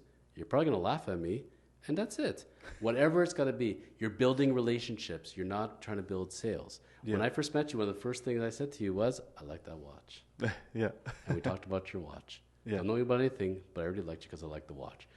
And one of the things with clients is, lawyer, no lawyer, you know, some people laugh at the shirt, love the shirt, whatever, but they'll notice maybe I'm wearing a watch, maybe they're noticing my kicks. Yeah. We find some kind of point, find a connection point. If you want to be good at sales, don't look at selling at people, build relationships. Listen to people. Look at what they like. Hey, I used to live on that street that you're buying on. Or, hey, you went on vacation recently. I just went there. That's so funny. I stayed at the same resort. Or we have the same watch. Or you start talking, we went to the same school together. Oh, you know my best friend. And then you find a connection point. Once you connect, there's a trust, respect. And when there's a trust and respect, the relationship just flows. And very often, when I build those relationships, they don't necessarily give me the business themselves. But they like me so much and they feel guilty about not giving me business that they send me elder friends and family. That's even better. Yeah. So starting off that point, just focus on building relationships and how to connect with people. Yeah. If you're scared of who you are and you feel like you got to be something you're not, that's going to be a giant problem. Mm-hmm. When I meet professionals, especially realtors, I need to be a realtor, so I need to look like this. I need to dress like this, and I need to talk like this. And it looks so fake. And it's like, I don't want to work with somebody fake. It's bothering me. Yeah. You like to wear those kind of shirts? Wear those shirts. You want to drive that kind of car? This is how you talk. This is how you talk. Be authentic. Yeah. Embrace who you are and your differences. Mm-hmm. And when you learn to love yourself, other people are going to love you back. And then they'll just connect with you. And then it just grows from there. Mm-hmm. It's amazing how it can just fly through there. Yeah. When somebody goes into any business, so let's say a young lawyer comes into the game, no different than a realtor comes into the game or an accountant. You want to build business? Rule number 1 from there. You have your own captive audience. Open up your phone. There's a button there called contacts. Is there more than one in there? Probably is. If I looked in your contacts right now, Cole, how many are going to be in there? Come on, buddy. Like over 1,000. Over 1,000? Yeah. That's impressive. How many do you think I have? If I'm scaling, probably 10. No, like 5,000. 8. Close. Really? Yes. What? Yes. What? That's the way it goes. You just build them up over time. Yeah. And what happened was, like when I came to Kormans, for example, I didn't have 8, let's say at that point. Yeah. But it took me 3 months. Mm-hmm. Every single person in my contacts either got an email, a phone call, or a text message, or a meeting, or a breakfast, or a coffee, or something. Yeah. Everybody in the world needed to know where I was. Yeah. And just wanted to know that's where I'm here. If you ever need anything, give a holler. Let's say, for example, you have 1,000 contacts. Yeah. That's 1,000 people potentially to work with, and 1,000 people that know people that can be your marketing agents. It's amazing how that goes. And most successful realtors I know never did any kind of marketing whatsoever to the outside world, pretty much, had their social media, but they knew how to farm their own contacts and grew it from there. Really? It's amazing. People that know you actually like you and want to work with you. I remember you from high school. I remember you from business school. Right. We did have a coffee that time at that seminar. Yeah. Whatever. People, and again, you got LinkedIn, you got Facebook. Like LinkedIn is so underutilized. It's amazing. That's the best one for business. Yeah. I get so many good guests on my podcast from LinkedIn because that shows credibility. It shows the real person. Instagram is like, hey, LinkedIn's like, I went to a seminar, Yeah. And it's amazing you have these different forms. Use all of them, TikTok, whatever being. But it's mainly to connect with people that know you through people or whatever. It just grows like that. Okay. Well, so like just to go a little further on that and maybe more tactically. Sure. Because like I am still a pretty shy guy when it comes to this stuff. So I like the idea of, your circle of influence that the realtors call that whole thing. Mm-hmm. It's really weird. And I find it's definitely for my generation and younger, like that are getting more and more socially awkward, is like, what is that refresher text like? So I got like 1,000 plus people in here, people that I went to school with, some successful, some not. Right. I got, call it real estate, but also tactically speaking, I got a few things now. I got the marketing agency, got the studio, got me as a realtor, got brokers. So I got a laundry list of agents. Like, what does that text look like? And that was like kind of the follow up on people you meet, but also like now here, I haven't spoken to someone in 3 years. I get really nervous. I get people that text me, and I miss and I love dearly, and I want to see them, and the text doesn't. I don't send it, and then it's been a month, then it's been 2 months, and then now for a lot of people, it's been years since I've spoken to them. What is that? This is like more like that advice. Like, how do I reach out to those people? It doesn't even have to be selfish because I can't selfishly because I got like 4 things to offer. What is like a nice reach out message? Do you think? You know what you sound like? You sound like the time when I was working at the Gap, and I remember getting a phone number from a girl that was leaving. Mm-hmm. She was not going to work at the store.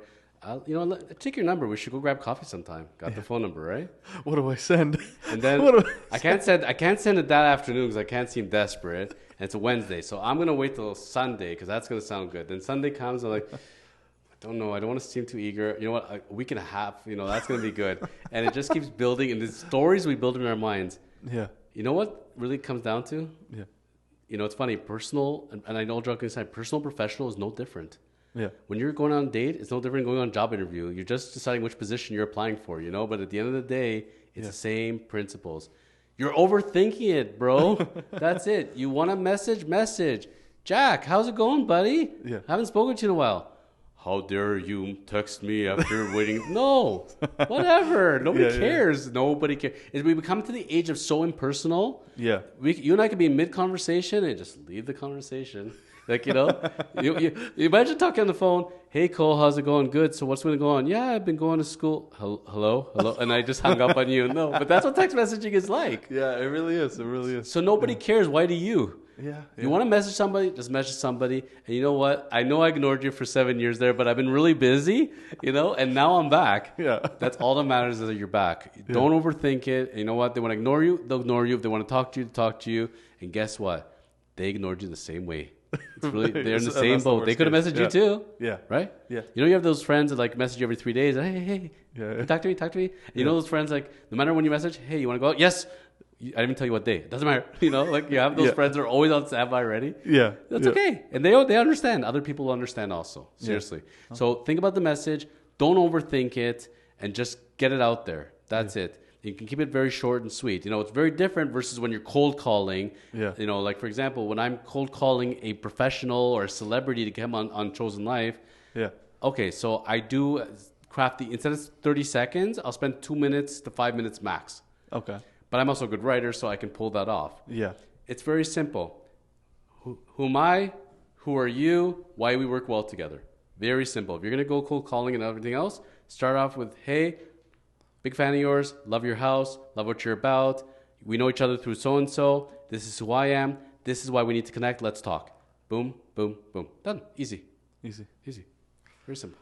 Thank you for making that seem way less stressful. It's all simple. You just stop living in your brain. Yeah. You need to get to yoga immediately. You need to lie there in Shavasana, Yeah. 10 minutes before the class, watch how your thoughts are spinning around, Yeah. then go do some yoga for an hour, sweat it out, now go back and lie down for 10 more minutes before the class ends, and everything's just, and that's when you should be doing your calls after.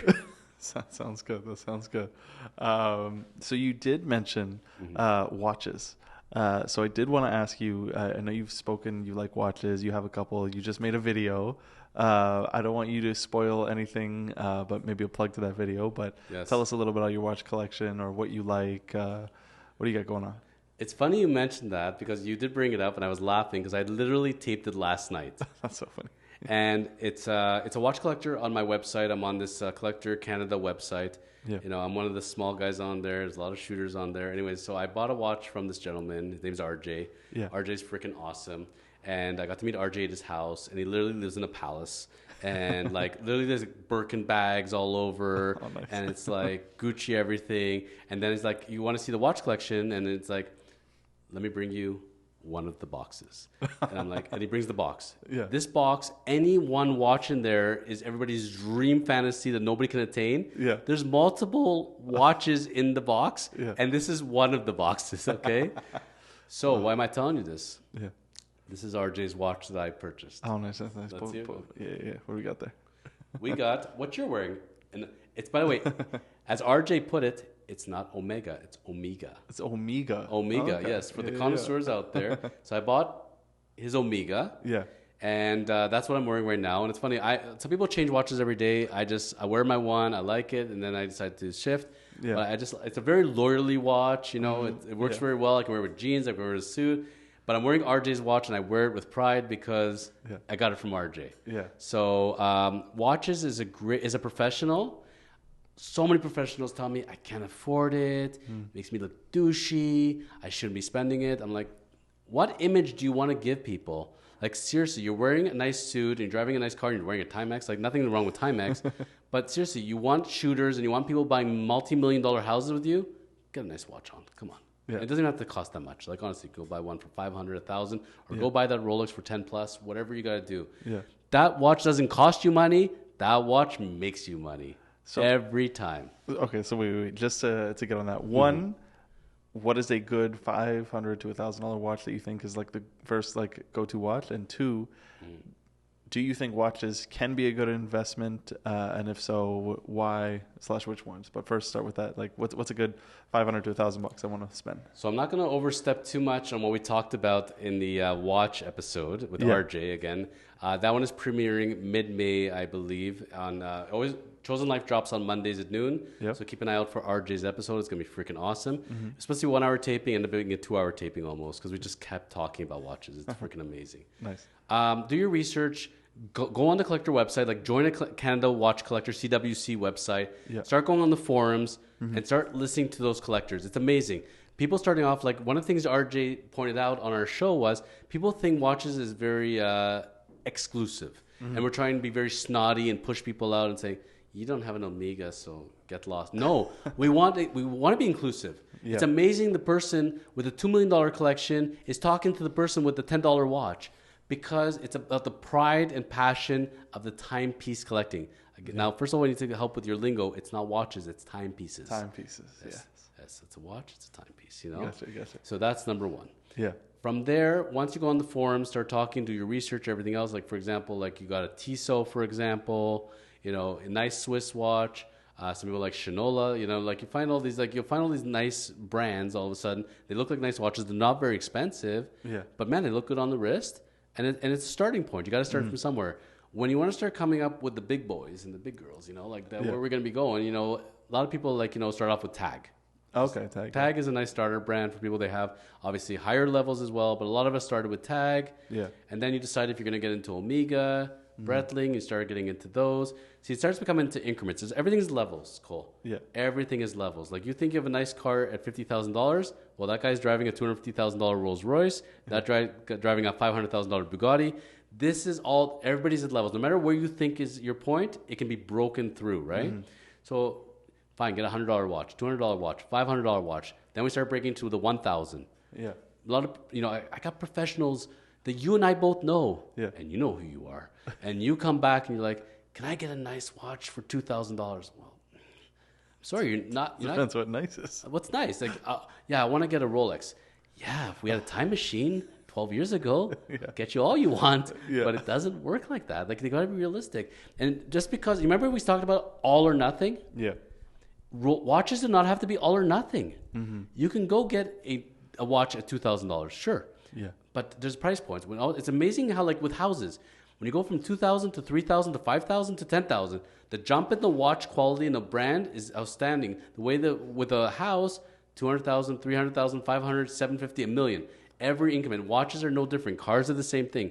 Yeah. Now, sometimes stuff are overpriced, and I can tell you, I wouldn't take this $1 million car. I can go get you a car for 300,000 that's actually below that $1 million one. But who's going to buy a $1 million car anyways? Like, it's the same way nobody's buying a $1 million watch, except for Drake. Yeah. But think about that as a professional, and again, start manifesting it. You want to get that $10,000, $20,000 watch, for example. Start picturing that in your mind, and you're working your way up to that. And there's a whole theory that I did not invent about rewarding yourself. Yeah. So you're telling yourself, I'm going to make $3 million in sales, and I'm going to generate for myself 100,000 income. Then I'm going to make 200,000 income. When I break 300,000 income, I'm buying myself this. Then go do it. Don't be cheap and say, well, I know I can afford it, so I don't really need it anyways. Guess what? When you're sitting courtside and there's Drake across from you and you're sitting with your client, they're like, hey, do you like my new watch? And they're like, no. Yeah. Proudly show it off, Yeah. Never apologize for being successful, ever, and fake it till you make it. Okay. So you want to be that star, look the part, act the part, and watches are very, very important. They do tell time. They take a big statement about somebody. When somebody meets you as a professional, they're looking, as a man, they very often look at your shoes, your belt, and your watch. Yeah. I remember one time I was wearing a sport coat, and I was meeting a new client, and I was dressed exactly the way I am now. I had the pants, had my J's, had my belt, T-shirt, but I had a sport coat. And he's an older gentleman, and he says to me, wow, you're super casual for a lawyer. I said, what do you mean? He goes, well, look, you have a T-shirt, you got runners. I go, well, the runners are I actually have a medical issue of why I do that originally, and that's why I love them. Yeah. And everything's fitted. It's professional. Yeah, but you still, you're kind of underdressed. And then I said, but I got the sport coat on. Yeah, but I expected like a suit, tie. That's not what I expect from my lawyer. That's kind of underdressed again. And I rolled down my sleeve and I showed him the watch. I go, is that underdressed for you? And you know what he said to me? I'm sorry, Mr. Cohen. You wear the right watch, you can wear whatever you want. You can come into freaking Soto, and you can wear a pair of sweatpants and J's, but you got a blingy $200,000 watch. You can do whatever you want. That's a ticket. That's the golden ticket. Oh, yeah. That's how people have to think about it. And if you want to work in that level of society, then do it. I'm not telling you have to own 10 of them. I'm not saying you have to spend $10,000. Don't go into debt for this, certainly, but start somewhere. Don't say if I can't get that $20,000 watch, I'm not going to bother owning any of them. Yeah. No, go buy yourself a $2,000 watch. Go buy a $3,000 one. Wear it over time, and guess what? You can sell it. You can flip it, and that's what I used to do all the time. Flip. Yeah. And you know what? At least you get to have something on your wrist, but it also makes you feel good about yourself. I know for me, when I come in as a professional, it's part of my uniform. It just makes sense. I go to a banquet. I go to a seminar. It's telling people he knows how to wear a watch. He takes pride in himself. This is a professional I can trust. Yeah. When I work with an accountant or a financial planner and there's no watch on the wrist, you know what it tells me? What? I got no respect for time. I'm not a professional. I don't know how to put on a watch. I probably don't look at the time when I look at my phone. No. You're going to be wearing a suit. You're going to be doing a certain job. Dress the part, act the part. Yeah. Yeah. No, that makes sense. No, I like the watches. I got my eye on a few. We'll see. But right now, everything back into the business. They got their eye on you too, buddy. Yeah, that's how it feels, actually. It's like, when I hit that point, it's coming for me. Maybe you should go to the store and just try it on a little bit. I did that once, and I've never stopped thinking about it. Oh, you know what I do? Yeah. This is what I recommend to people. Take the picture of the watch, and then on your phone, get it to the size of what the actual watch size is, and then on your phone, keep your phone there, and look what it looks like on your wrist all the time. That's what I do. I have like 700 watch pictures, and I don't own any of them, but man, it looks good on my wrist, and I just sit there and I gotta... one day. Yeah, it's amazing because we talked about it with RJ. Yeah. It's like a watch can look amazing on the wrist, but look terrible in the showcase. But a lot of them look really good in the showcase. Try it on. Do not buy that watch without trying it on. If you're gonna go order it off of some gray market, whatever, please go to the store, see what it looks like on your wrist first. Yeah. It's amazing how not every watch is created equal. Oh, this is kind of bulky. This is that. Whatever it is, try it on. Gotcha. Okay. Okay, so this is one thing I'm just purely curious. You've told me some stories. You've told me about a parking spot that there was a fight over. You've told me some fun law stories. I was going to ask to get for you to tell us a couple, but maybe do you have maybe a fun story or a story of that exemplifies like why it makes sense to have a good lawyer? So either yourself in a situation where you've had to pull out the lawyer card, or for a client, like a good story, a funny story, an interesting late story of, clients going through something, anything like that. Anything coming to mind? Well, I can tell you that I'm in my 20th year of practice now. Yeah. And I recently found out that I was nominated for quite a distinction from Canadian Lawyer Magazine. Yeah. So I found that out last week, that I was nominated as one of the 25 most influential lawyers in Canada in the changemaker category. So I found that out and I said, wow, that's telling me a lot. It also tells me that somebody nominated me. And it's amazing how people have come out of the woodwork to say, congratulations, I voted for you. I am blasting it a little bit on social media, obviously, and please go to the Kormans LLP social medias, myself, chosen lawyer, and please vote, very important. But on that token, I've worked with a lot of people, and it's funny, I start to see the names, some names I haven't seen in a little while. Yeah. And it's amazing, some of the people, like they're absolutely god-awful rude to me. Oh, really? Yes. And I tell a lot of lawyers, being a lawyer is not what it used to be. Back in the day, when you were a lawyer, let's say 50 years ago, 70 years ago, this is my lawyer, I have respect for my lawyer, they hold their lawyer in great standing. Yeah. Now most people don't see their lawyer any different than their janitor, their gardener, their dentist, their bus driver. We're just a trade for them. It's just a means to an end, but they don't actually have the respect for the profession, they don't have respect for the person and the kind of work they put in, and that's the scary part of it. Yeah. And because they don't have that respect for it and they don't want to pay for it, a lot of people, they lose sight of how important a lawyer is. Yeah. And I can tell you that two of my greatest achievements with my office and my team is where somebody goes to purchase a home and the seller comes back after the offer sign and say, I changed my mind, I'm not selling it to you anymore. And in one case, it was somebody's dream home. It was a condo. Yeah. And another one, it was somebody with a disability, and they needed to have that home for various circumstances in their lives. And the seller came back and said, I'm not going to close. Too bad. Sue me. And come back to them and say, you haven't met the chosen lawyer yet. And then with myself and my lawyer, Timur, great guy, and we work very closely together. And then our team, it's making a game plan and saying, you know what, we're going to act for our clients. We're going to advocate for them, and we're going to stop at nothing till we're going to see them in their house. Because there's one of two choices. It's funny, when a seller doesn't close, it's one thing. When a buyer refuses to close, the seller cannot force the buyer to buy it. You just cannot. There's no way. No, they can sue them for damages. Oh, okay. But the seller cannot force that buyer to actually close that transaction. It cannot force you to actually pay the money and take this house. You got to sell it. I got to sell it to somebody else and sue for the difference. Gotcha. But as a buyer, I have two choices. I can either sue for the damages, or I can go for specific performance and saying, you have to sell me that house. That is unique. I can't find another one, and you have to sell me that one, and I want that one. I did that in two cases. Yeah. We didn't get to court. Yeah. But at various degrees, one stopped early on.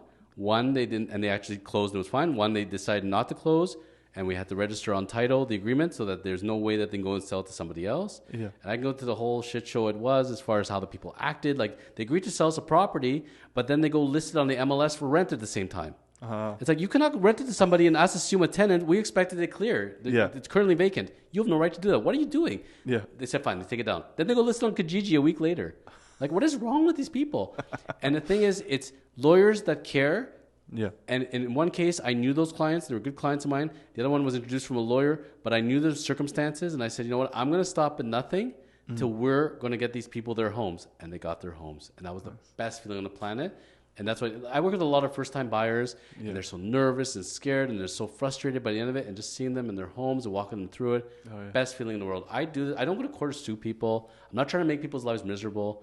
I want to close deals and go on to the next. Nice. No, that's a good way to look at it for sure. That's definitely a good feeling when the scared first-time home buyers finally, it just closes and you're like, oh yeah, everything's good? You're in? Okay. Because sometimes it's like they gaslight you, like it shouldn't be any problem, but it's just like that stress rubs off on you. But sometimes. They like making problems. Oh yes, they do. In their minds. Yeah. Because they keep thinking about it and how they're going to react to this and what's going on. and I haven't heard back in 5 minutes. They obviously don't care about me, and they start building these stories. They need to get to yoga real fast. If you're a first-time real estate buyer, before you go buy a house, please go practice some yoga. Your realtor, your mortgage broker, and your lawyer will appreciate it. Yes, thank you in advance. Okay, so I just want to get a little nostalgic. This is for the younger people. It was a question I thought of today, actually, because I knew you were coming on, and it's something I think about. What is one thing growing up, or even as of late, did you first think as a weakness, and it turned out to be a strength, or became a big part of you? So I'll go first, just as an example. And I think you grew up without a dad as well, and what that transpired in me, and it transpires in other people different ways. I seek mentors out, and you're one of them. And I like, more than normal, I'm constantly seeking out different advice from different people, usually like older men, more successful, and I'm always like filling that void, and it has like paid dividends. So what started out as something small, or as something as a disadvantage, has now become a part of me and become something bigger. Do you have anything like that maybe, or just like, because I know it's a very specific, like being, what would you say? Well, at the end of the day, it's coming up with where do you see yourself, and what can you admit to yourself that you have a fault or a weakness, and then how do you overcome it, you know? And the first thing is to admit you have a problem. Yeah. Part of the problem with our society is they want to play the blame game. Everybody else is to blame all the time. Yeah. And when the same situations are coming up, or all sorts of situations and problems, people don't stop and say, what part did I play in it? What could I have done differently? They're thinking, this person's to blame, that person's to blame. Blame the realtor, blame the lawyer, blame the lawyer, blame the realtor. I'm so mad. And I work with so many realtors, and you know who you are. And you come back and you're yelling at me. Why are you yelling at me? Because the client's mad. Your job is to calm them down, not to add more gasoline onto the fire. What did you do to calm them down first? And did you reason this? You've worked with me on 100 transactions. This is a first-time purchaser. Are you taking my word or their word of what's going on here? Think about it. Yeah. People brain shuts off, and they get all mad, and they're like, "I'm gonna lose my commission." You know. Oh yeah. Relax. It's all gonna be good. But we first got to start off with a place of trust and everything else. I was thinking about what you were saying, because starting off, like, the father thing, and what I'm about to say actually is very related to the father part of it, because I lost my dad at a very young age, and in my documentary series with Steve Carsey, the baseball player, one of the things we bonded about is the fact that he grew up without a dad, and we're going to talk about that on his documentary series. Yeah. Why am I saying this? Because we have a clip that we posted on TikTok with Steve talking about why he chose to leave baseball coaching. He was a baseball player, retired, went into coaching, went into the minor leagues, went into the major leagues, and then as he had been there for 3 years, he decides to walk away, and the 1 minute reason with his son of why he decided, because he wants to go be with his son. That's reached over 500,000 views. So that obviously resonated. For a TikTok account that had a lot of postings and I think had 10 followers, it went like wildfire literally overnight from this one quote. Yeah. And it resonated with people, not because of baseball, but because of what it is to be a father, and us growing up with a father or a parent, and what it is for us to be a parent, and how we bring with our children and everything else. So me growing up with a father, one of the things I would say is, when I look back, if I could look back at my 20-year-old self, I knew back then that I didn't know everything. But I knew very often that I was better than others at things. But when you have somebody who's your superior and can make decisions for you, it's not the best idea to remind them that you know better than them, even though they've been doing it for 20 years and you just started. Yeah. You got to kind of, I wish I would have stopped and listened a little more and not been so brash. I knew early on that I did not want to work for other people. Yeah. I work for my clients. That's fine. But I don't like that extra layer. That always bugged me. For people that micromanage me, for people that, give me wrong direction, or just trying to show me that they're on top of me, I always wanted to be top dog. That was always my goal. That's how I was growing up, and that's how I became as a lawyer. But I wish I could have learned to appreciate more that this is the way the system is, and you have to have your hard knocks. And I took it very to heart very often. Yeah. And I'm not going to say too ambitious, but I wish I would have been more leveled with it, and I could have understood it more. So in my mind, I wasn't so frustrated, and that there's a purpose of what we're working towards, and you're just gonna have to live with it, and maybe not speaking my opinion so freely, thinking that people want to hear it, they don't want to hear it, and appreciating of what your superiors and what your coworkers, and if you have particular goals, manifest them by all means, but sometimes you do have to bite your tongue a little bit and play the game, so to speak. Gotcha. You know, people don't always want to hear that stuff. Okay, that makes sense. Okay, so I think before we wrap up, I did want to try something and see how it goes, but just a bit of a lightning round. I'm not singing or dancing. No, just a quick either or. Sure. And actually, so I don't know as much about watches as you, so this first one might not be bad. But anyways, Okay. Rolex or Omega? Rolex. Ford or Chevy? Chevy. I knew that. Whiskey or tea? Whiskey or tea, like whiskey. I mean, even if I did like whiskey, I'm not gonna embarrass myself and say tea. No, Whiskey then? if I'm sick, then I will be the tea. Otherwise, no, it's whiskey. Just kind of because I know you're healthy and stuff like that. I was actually curious of what you would pick. I still got an image to maintain here, Cole. So yes, it's whiskey. Okay, gotcha. Sorry for all you tea drinkers. Wrestling or baseball? I knew it. Can we just combine the two? No, one or the other. Wrestling. Really? Okay. I didn't. And I love baseball. Yeah, I yeah. have a baseball tattoo. I love baseball, but there's something about wrestling. Sorry. If I have to be on a desert island and watch one thing, I'm watching wrestling. One pair of Jordans, you get to have 10 brand new pairs delivered to your doorstep. 10 of the same. So it's just going to be your daily drivers for whatever. Any pair, 10 of them brand new. You can't sell them. Which one? Kristen Dior collab that are like 30 grand each. Bring them on, baby. Size 10. Okay, last two. Boat or Sea-Doo? It's got to be Sea-Doo. Just something about the Sea-Doo. Like Yeah. there was a show I used to watch about a baseball player. Like it was a parody actually, and you know he had his Dodge Viper, and he had a Sea-Doo. And every time he got frustrated with people, next scene he's just on the Sea-Doo. So I really want a Sea-Doo. And last one, New York or LA? I know you just went to Miami, but New York or LA? New York, every day of the week, no doubt, not even close. Really? I love New York City. I love everything about New York City. I don't want to live there, but I want to visit there all the time. I've been to LA once. I've been to New York 20 times. Really? Give me New York every day of the week for every possible reason, for the nightlife, for the food, the people. Just something about New York for me. Yes. Awesome. Is there any place that you would live besides Toronto, the Greater Toronto area? If I got to pick like anywhere in the world? Anywhere in the world, yeah. From where I've been, I can tell you right now, I'm already eyeing it. If I got to make my escape, it's going to be in Panama. Panama? Yes, or Mexico. For sure. Look at the weather, look at everything else. Panama is incredible. If you've not been to Panama, get to Panama, especially if you're a Canadian. There's a huge Canadian population out there. Really? And you can be like at the all-inclusives, and all of a sudden you're in a major metropolis city. Yeah. It's incredible. Panama. Nice. I remember Panama from Prison Break. That's where they ran they ran away to. So maybe that's where we run to next. But anyways, thank you for coming on. It's been an absolute pleasure. And yeah, let them know, I guess, where they reach you, your podcast details, your corporate details. Where do they reach you? It's pretty simple. So first of all, we want to get to the Kormans YouTube channel. So our law firm is Kormans LLP. Get to the Kormans YouTube channel. Everything you need to know in life is going to be there. You got the Chosen Life podcast. That's the one that I run every week. It's on Mondays. Bring in celebrities, bring in all sorts of people, talk fun topics. We got David and David on real estate. That's my partner, David Korman, with David Gorski. Nice. And they're featured every Friday. And they talk real estate and everything you need to know about real estate, which is really important for the realtors, those buyers out there, or anybody who just loves real estate. Steve Carsey, ex-MLB pitcher. We have our documentary series called The Chosen Journey, where Steve and we're taping one on Friday actually this week, but we do them in advance, obviously. And that one launches every Thursday. Steve's story, talking about him as a baseball player, as a family man. You never know where we're going to go with it.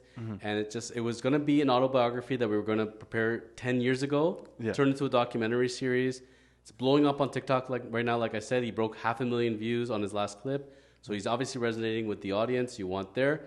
And then bottom line is, if you don't remember me, Jonathan Hakowen, it's Hakowen, but Chosen Lawyer. If you just type in Chosen Lawyer, you'll find me, Jonathan, Chosen Lawyer, all the social medias, Kormans. Have a nice day. It's been a pleasure. Thanks, guys.